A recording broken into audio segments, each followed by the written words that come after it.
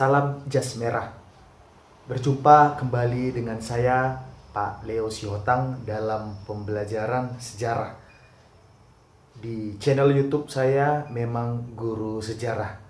Materi hari ini kita akan membahas tentang pelajaran kelas 12 untuk bab 1, yaitu perjuangan menghadapi ancaman disintegrasi bangsa. Untuk itu kita akan saksikan pada slide berikut ini.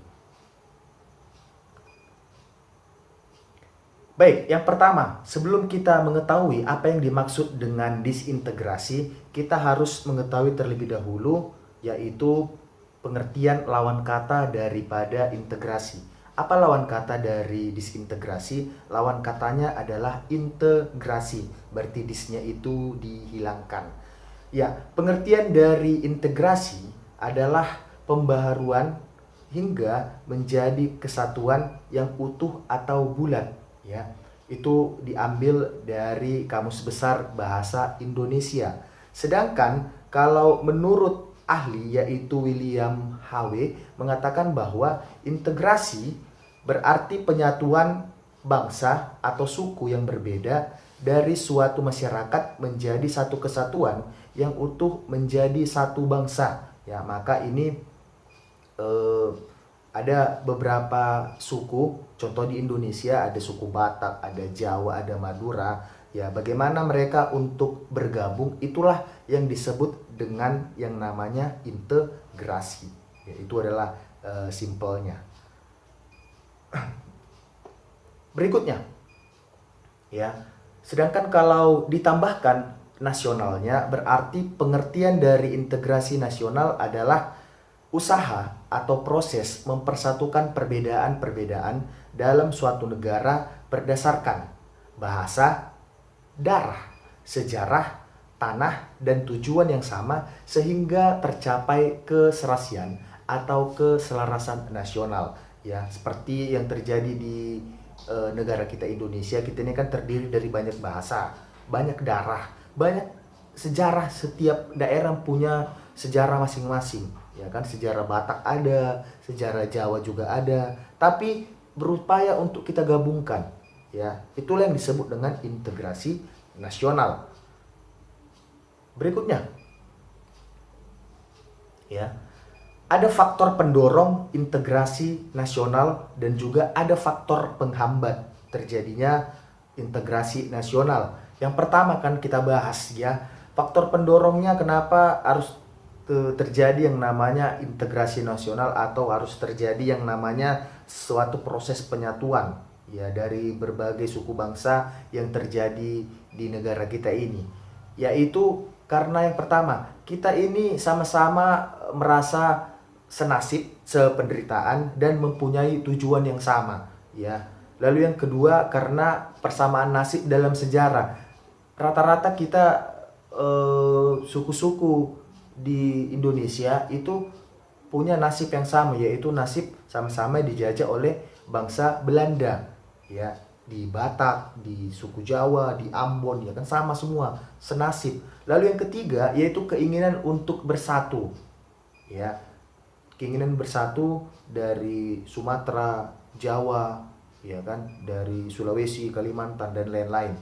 Oke, yang keempat yaitu keinginan bersatu karena rasa cinta tanah air dan bangsa. Jadi karena sama-sama mencintai NKRI, yaitu sebagai tanah air dan juga bangsa Indonesia.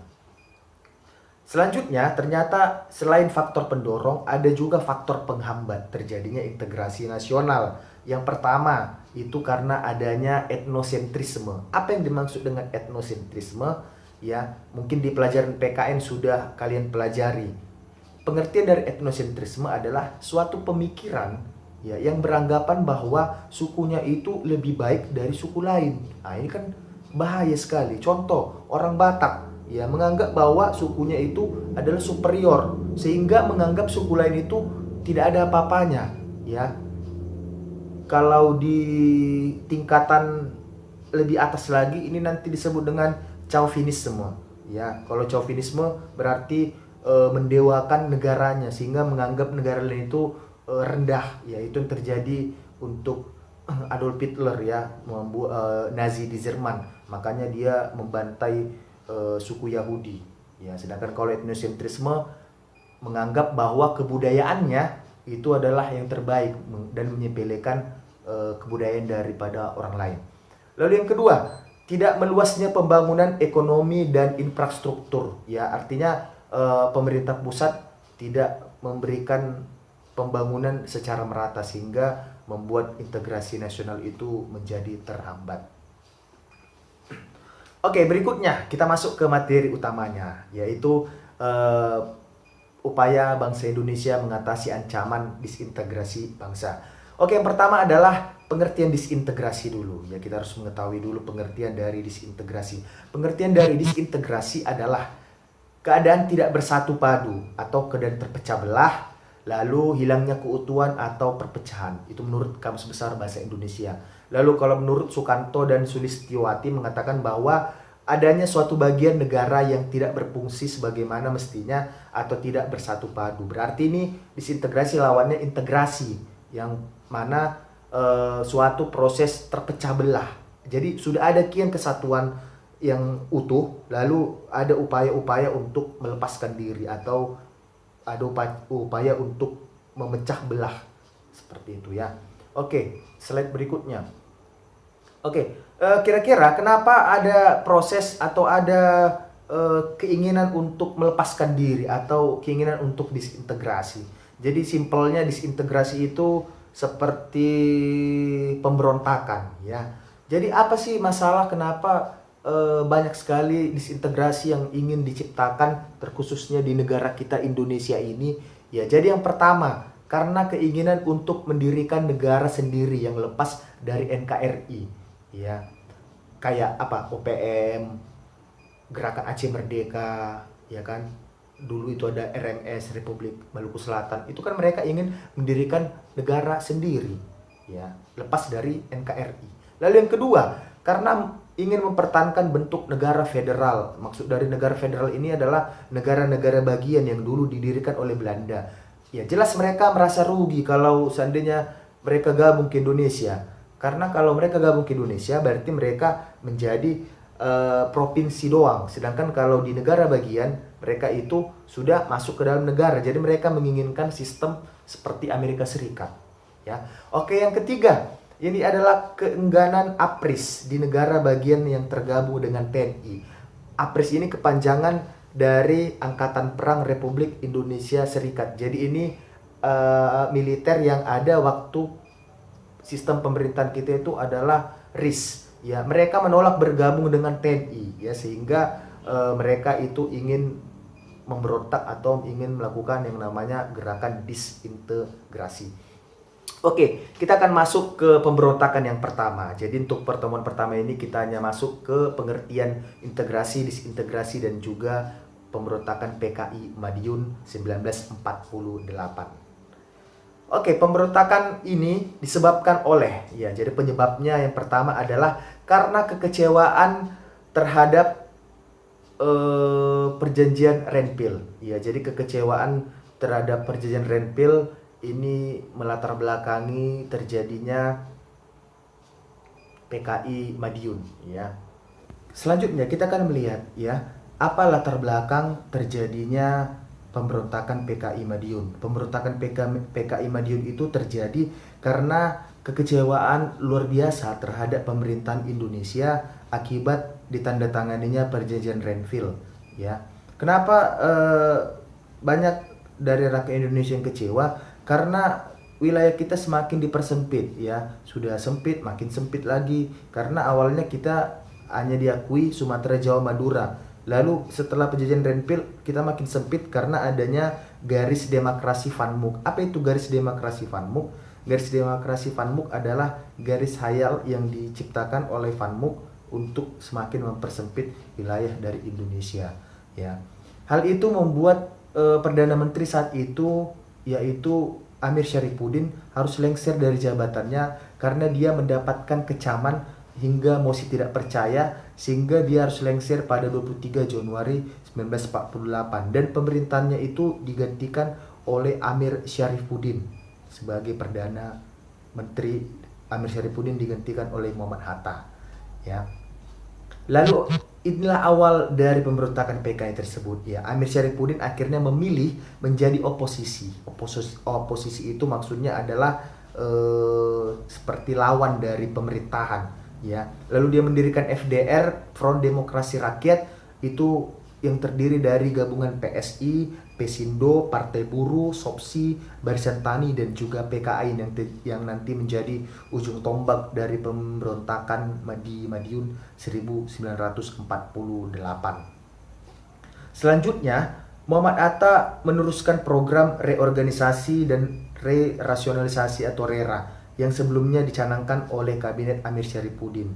Ya, rasionalisasi ini artinya ingin mau menghapuskan FDR, maka ini yang membuat Amir Syarifuddin kecewa sehingga dia pun memutuskan untuk melakukan pemberontakan, dan kebetulan dia bertemu dengan yang namanya Musso.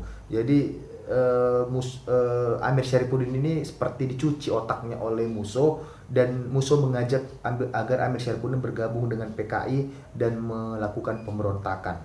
Ya. Musso pada 10 Agustus 1948 itu menyusun konsep yang namanya Jalan Baru Musso. Ada 3 konsepnya. Yang pertama, ingin membentuk front nasional yang kekuatannya terdiri dari komunis dan non-komunis. Lalu yang kedua adalah mengubah PKI menjadi partai tunggal. Yang ketiga, menyesuaikan perjuangan PKI dengan garis perjuangan komunis intern atau disebut nanti dengan Komintern. Ya. Ini dia untuk profil daripada Musso, sedangkan Amir Syarifuddin adalah sosok yang ini, yang berkacamata. Ya. 1 September 1948 diumumkan pembentukan Politbiro PKI yang dipimpin oleh Musso dan Amir Syarifuddin sebagai sekretaris pertahanan. Ya, jadi kedua ini duet untuk mendirikan sebuah organisasi oposisi untuk melawan pemerintahan. Oke, jalannya pemberontakan itu diawali 13 September 1948. Ini dilakukan oleh kelompok PKI yang melakukan provokasi, dan awalnya itu terjadi bentrokan antara TNI dan juga tokoh-tokoh PKI dan mengakibatkan seorang pimpinan yang menolak atau yang anti dengan PKI atau anti dengan FDR, yaitu Dr. Muwardi. Selanjutnya kita akan melihat ya bagaimana jalannya pemberontakan dari PKI Madiun diawali 19 September 1948. Setelah mereka membunuh Dr. Muwardi, mereka Musso dan juga Amir Syarifuddin langsung mendirikan negara Republik Soviet Indonesia dan menjadikan kota Madiun sebagai ibu kota daripada negara Republik Soviet itu sendiri. Sedangkan dalam waktu singkat PKI berhasil menguasai beberapa kota di Jawa Timur, yaitu Jawa Timur, Jawa Tengah, Sarangan, Ngawi, Ponorogo, Rembang, dan juga Purwodadi.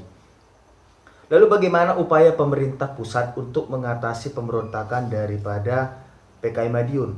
Pemerintahan pusat menunjuk Kolonel Gatot Subroto untuk menumpas pemberontakan PKI Madiun. Ya, 15 September 1948 untuk mengatasi gejolak tersebut diangkatlah Kolonel Gatot Subroto sebagai gubernur militer daerah Surakarta. Lalu Presiden Soekarno dalam pidatonya menyerukan kepada seluruh rakyat Indonesia untuk memilih Musso atau Soekarno-Hatta. Upaya selanjutnya dari pemerintah untuk menumpas pemberontakan PKI Madiun adalah dengan mengerahkan TNI dari Divisi Cadangan Tentara Divisi Siliwangi. Selanjutnya dari arah timur Madiun, Gubernur Militer Jawa Timur Kolonel Sungkono mengerahkan sejumlah batalion untuk menyerbu pasukan PKI Madiun. Lalu dari arah barat Madiun, Gubernur Militer Jawa Tengah Kolonel Gatot Subroto memimpin penyerbuan. Selanjutnya, hanya dalam 1 hari TNI berhasil memukul mundur pasukan FDR atau PKI Madiun. Sedangkan 30 September dengan resmi PKI ditumpas di kota Madiun dan berhasil dibebaskan dan Kota Madiun berhasil dibebaskan dari kekuasaan pemberontakan. Lalu 31 September 1948 di Ponorogo, Jawa Timur, Musso tertembak mati dalam sebuah pengepungan yang dilakukan oleh TNI, sedangkan Amir Syarifuddin serta beberapa orang lainnya tertangkap di daerah Purwodadi pada tanggal 29 November 1948.